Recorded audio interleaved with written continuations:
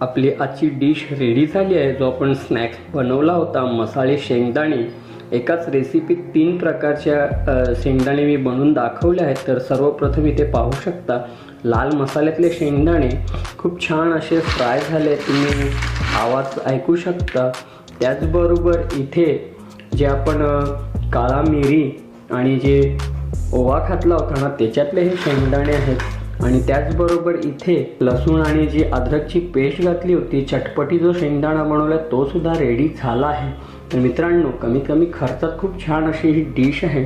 तुम्ही रंगत पाहू शकता. लाल मसाल्यातले शेंगदाणे, इथे जे ओवा घालून तयार केलेले शेंगदाणे, आणि इथे चाट मसाला आणि अद्रक लसूणची पेस्ट घालून तयार केलेले शेंगदाणे रेडी झाले आहेत. तर सर्वात अगोदर आहे ना, आपण मसाला शेंगदाणा बनवणार आहोत.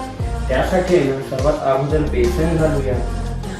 आता बेसन वगैरे ना, जसं तुम्हाला आवश्यकता वाटेल त्या हिशोबात घाला. मी 4 चम्मच बेसन घातलंय. आता जर तुम्हाला क्रिस्पी कुरकुरी अशी करायची असतील तर तुम्ही मक्याचं पीठ म्हणजे कॉर्नफ्लॉवर हा सुद्धा घाला आरारोट. आता 1 चम्मच मी तिन्ही बाउलमध्ये हा मक्याचा पीठ घालतोय.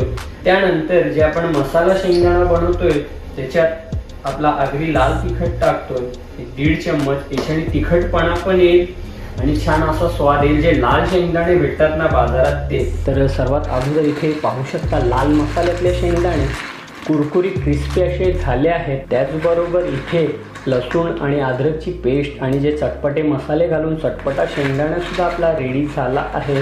ओवा घातला होता आणि जे काय मसाले घातले होते ते सुद्धा रेडी झाले आहेत. तर सर्वात अगोदर आपण मसाला शेंगदाणा आहे पाहून घ्या तुम्ही, याची ट्राय करणार आहोत.